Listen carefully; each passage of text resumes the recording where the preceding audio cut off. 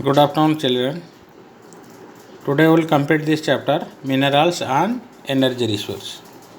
Minerals and Energy Resource. In previous class we discussed about different types of minerals, and today we will discuss about their reservation, their conservation, how it is important. We know very well minerals are limited in their supply. They are finite, not infinite. They are non-renewable. Once utilized can never be regenerated. ठीक है, जो minerals है वो regenerated हो सकता है, लेकिन हमारे जो जिसके हिसाब से डिमांड के हिसाब से we can not get supply also. ये सप्लाई जैसे सब्जी की सब्जी होता है, इसके हिसाब से आज सब्जी लगाए 1 महीने के अंदर हमें हार्वेस्टिंग कर देते, तो इसी प्रकार की हमारी minerals की we cannot harvest. So it is very urgent to conserve the minerals, because without minerals there is no growth of our country, no growth of our states. Our economic will be constant, will be stand still position without minerals. और mineral के बिना हमारे development नहीं हो सकते, और mineral हमें इतना आसान से नहीं मिल सकता है. और मिनरल्स तो expected is that with in a few years it is going to be vanished away. हमारे जो पेट्रोल डीजल है ये एक्सपेक्ट करते हैं कि 2050 तक ये अवेलेबल हो सकता है, इसके बाद अवेलेबल है. So it is very urgent. तो ये कंजर्वेशन हमें मिनरल्स को करना चाहिए. कंजर्वेशन मीन्स हमें इम्प्रूव टेक्नोलॉजी होना चाहिए, ऐसे मिनरल यूज करना चाहिए जो कंजप्शन कम से कम होकर यूटिलाइज हमारी ज़्यादा हो सकता है. और क्या होता है, रिसाइकलिंग, हमें मेटल जैसा जो मिनरल को रिसाइकलिंग करके उसको यूटिलाइज कर सकते हैं. और अदर सब्सटीट्यूट की मिनरल्स को अलावा और कोई जो इनफाइनाइट या जो रिन्यूएबल सोर्स हमें के ऊपर डिपेंड करना चाहिए. आज हम पढ़ेंगे एनर्जी रिसोर्स. आज तक जितना हो गया था that was up about minerals. Now today will discuss about energy resources.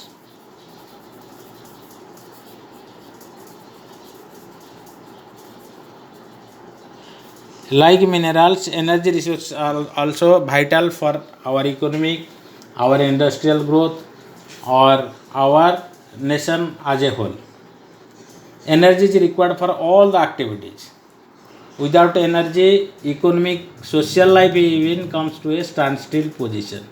It is needed for every activities: cook, light to provide light at home, heat, propel vehicles, drive machineries in industries.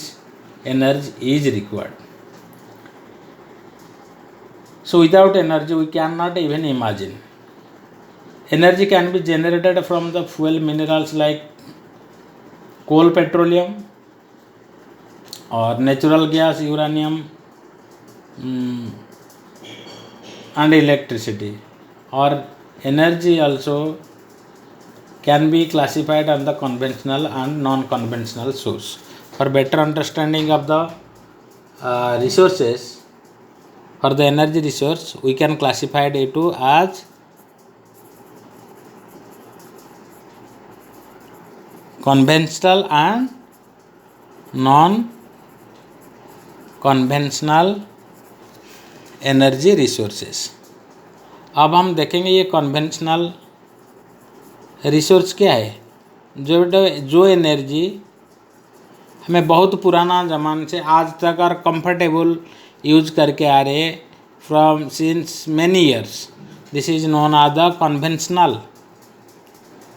Non conventional मतलब जो recently हमें innovation करते, जो technology नहीं हमारी energy को utilise करने के लिए, उसको नॉन कन्वेंशनल कहेंगे.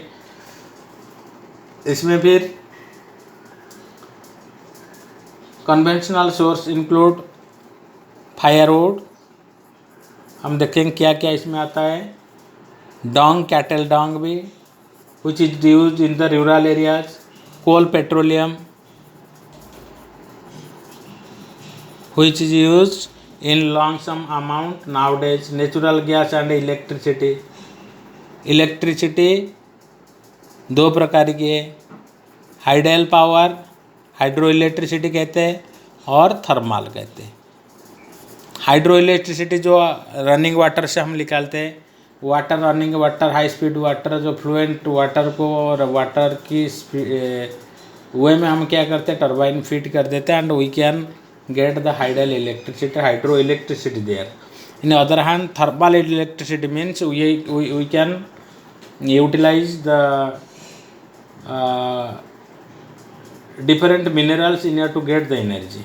Different minerals means we can use the coal, petroleum, electricity, not electricity, we are producing electricity, so these are essential. Then non conventional source are solar, wind, tidal. अगर हम कहेंगे non conventional, इसमें क्या आता है, tidal energy आ जाता है, wind एक आ जाता है WIND, बायोगैस आ जाता है बायोगैस, और जियो थर्मल। हम one by one will discuss about all the things. First will start with the conventional source of energy. Conventional source of energy, इसमें तो सबसे बड़ा इम्पोर्टेंट होता है बेटे कोल। एक एक हम पढ़ते हैं। सबसे इम्पोर्टेंट होता है coal. It is the number one conventionally source of energy, is the most abundantly available fossil fuel. It provides a substantial part of nation's energy needs. It's used for power generation. क्या क्या काम आता है, कोयल power generation, to supply energy to the industries as well as for domestic use. India is highly dependent on coal for meeting its commercial energy requirement. अब हम देखेंगे ये कोयल की अवेलेबिलिटी कहाँ पे है। कोयल को बनाने के लिए मिलियन ईयर्स लगते हैं। Coal therefore is found in a variety of forms depending on the degree of compression. बहुत दिनों के बाद हमारी जो एनिमल हो, प्लांट्स हो, इनके जो सब्सटेंस जब मिट्टी के अंदर रह जाता है किसी भी कारण की वजह से, जब ये कंप्रेस हो के with the continuous heat, temperature and pressure, it converted into कोयल।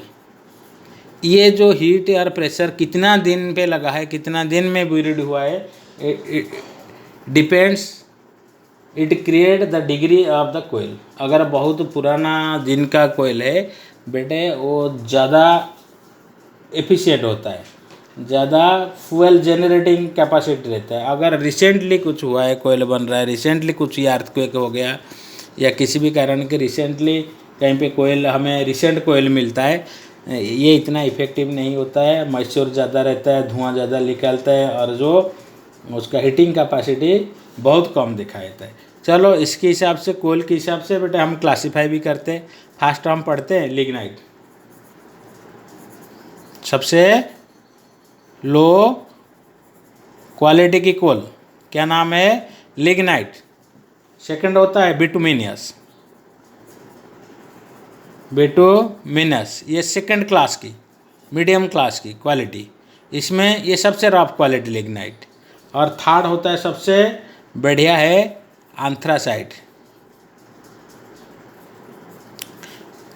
हमें आयरन ओर की भी इसी प्रकार की डिवाइडेड कर रहे थे, मैग्नेट, और in the same way we have divided the coal. सबसे बढ़िया कोल होता है एंथ्रासाइट, बिटुमिनियस मिडिल, और लास्ट होता है सबसे लो क्वालिटी कोयल होता है लिग्नाइट। लेकिन बेटे ये जो जिसी प्रकार की कोयल है तो हाई क्वालिटी इसका कैपेसिटी ज़्यादा है, लेकिन मोस्टली ये दोनों इंडस्ट्रियल यूज के लिए भी यूज किया जाता है और हमारी ज़्यादा प्रोडक्शन होता है ये दोनों की कोयल।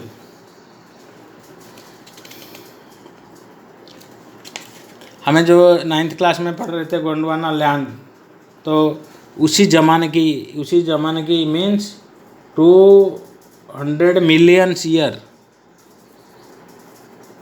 उसी ज़माने में कुछ कुछ हुआ था, तो उसी टाइम में जो प्लांट्स और एनिमल्स जो ब्रीड हो गया था, जो अर्थ के अंदर रह गया था किसी भी कैलामिटीज कारण, उसी टाइम की जो कोयल आज निकलता वो सबसे हाई क्वालिटी, बढ़िया क्वालिटी एंथ्रासाइट टाइप की कोयल। और इसके बाद 200 मिलियन ईयर्स के बाद जो कोयला हमें मिलता है, धीरे धीरे उसकी एज के हिसाब से भी क्वालिटी, कम एज है क्वालिटी भी कम है, पुराना एज है क्वालिटी भी अच्छी चीज़ होता है। इसके बाद हम पढ़ेंगे पेट्रोलियम। सेकंड इज कोयल के बाद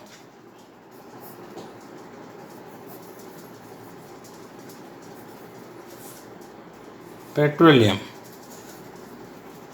okay, it is the mineral oil.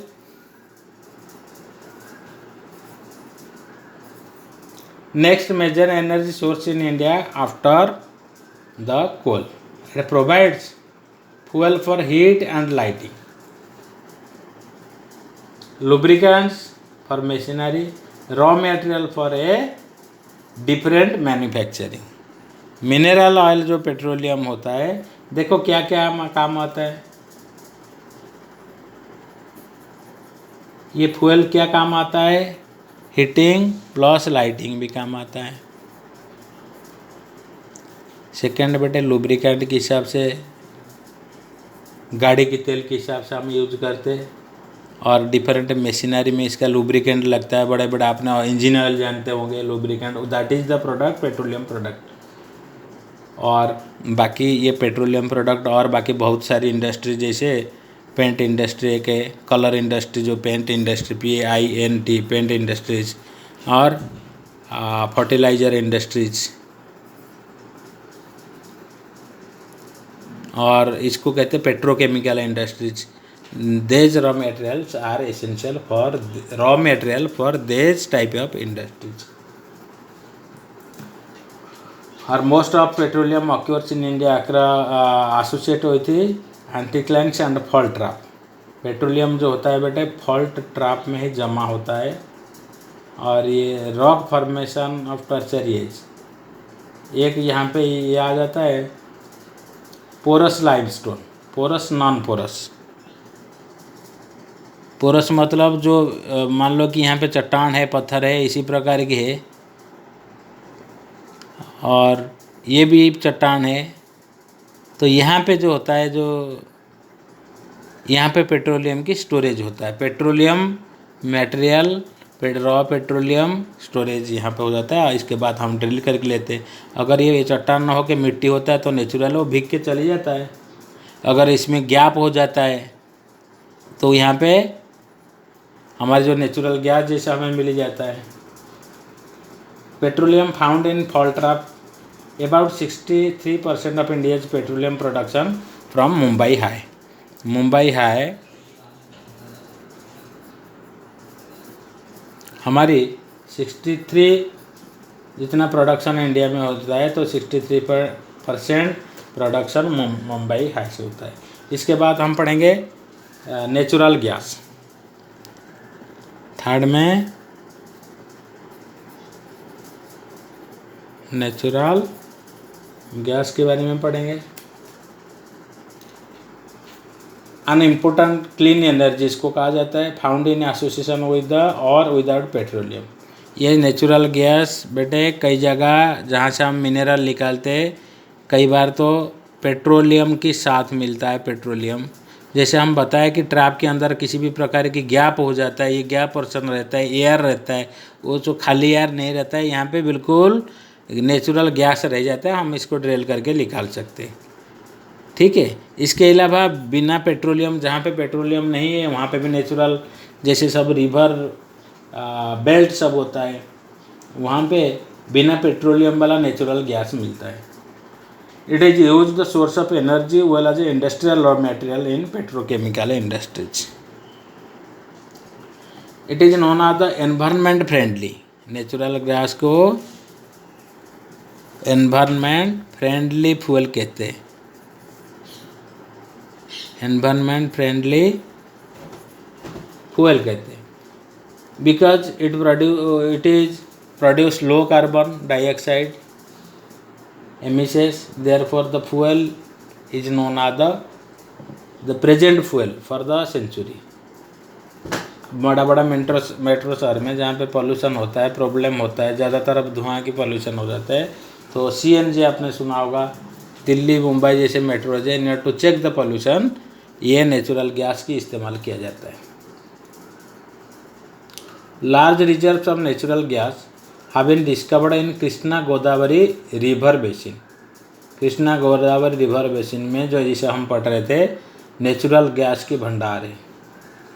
और वेस्ट कोस्ट मुंबई है, allied field are supplemented field with the gulf of Cambay Andaman Nicobar also.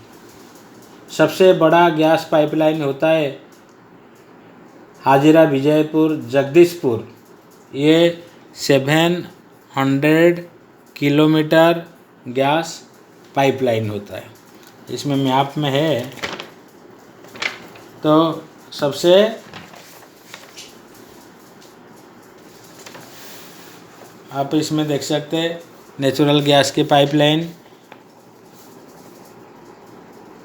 हाजिरा, यहाँ से स्टार्ट हो गए पूरा उत्तर भारत की गैस सप्लाई, ये गैस पाइपलाइन है। जगदीशपुर, शाहजहाँपुर और साहिबाबाद इंक्लूडिंग सोनीपत हरियाणा, दिल्ली, गुड़गांव, ये they are connected with the gas pipeline, natural gas pipeline.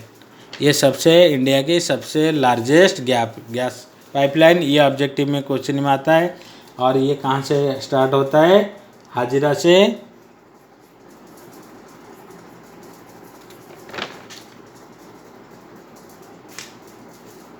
हाजिरा विजयपुर से Jagdishpur.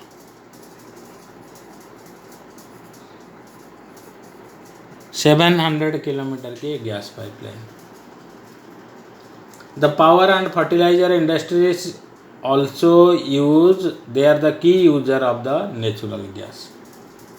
Use of compressed natural gas CNG nowadays very popular in the metros for vehicles to replace liquid fuel। Liquid fuel की ज़्यादा pollution के कारण CNG को ज़्यादातर अब इस्तेमाल किया जाता है। Next will discuss about electricity.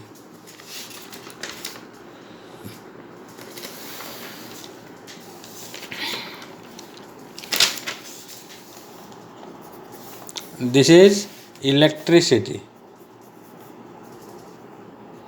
अभी हम इलेक्ट्रिसिटी के बारे में पढ़ रहे थे की for the modernisation. So electricity दो प्रकार की, एक तो जो रनिंग वाटर से इलेक्ट्रिसिटी मिलता है that is known as the hydro electricity, we can use turbine and get direct electricity.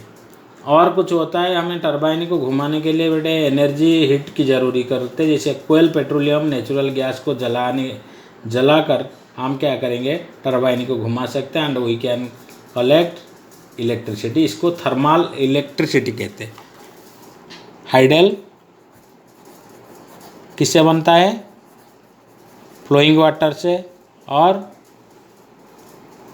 Thermal मतलब टेम्परेचर किससे बनता है, कोयल जलाओ, पेट्रोलियम जलाओ, नेचुरल गैस जलाओ और इसलिए टरबाइन को घुमा you can produce the electricity. So thermal electricity generated by using coal, petroleum, natural gas. The thermal power stations use non-renewable fossil fuels for generating electricity. There are over 310 thermal power plants in India. ये thermal power plant है। Non conventional will discuss about non conventional.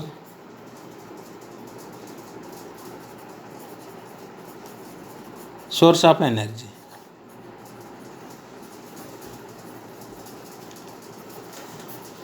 ये non conventional है, जैसे हम पढ़ रहे थे like solar energy, wind energy, tidal energy, biomass energy from waste material also, these are considered as non-conventional source of energy.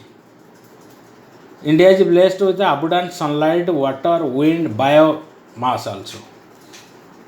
लेकिन शायद हमारी टेक्नोलॉजी की कमी है, इसीलिए हमें मोस्टली कन्वेंशनल एनर्जी के ऊपर डिपेंड करते हैं. But now it has been the time that we exactly we have to depend on the non conventional energy. ये पर्यावरण के लिए ठीक है, ये रिसाइकलेबल भी है, ये ख़त्म भी हो नहीं सकता है, और ये एनवायरनमेंट फ्रेंडली भी है। इसमें क्या क्या आता है? न्यूक्लियर एंड एटॉमिक एनर्जी भी कहा जाता है, यूरेनियम, थोरियम जिसी प्रकार की एनर्जी झारखंड अरावली रेंजेस में मिलता है। और इसके बाद पढ़ेंगे हम सोलर एनर्जी। चलो, इसमें एक हो गया न्यूक्लियर,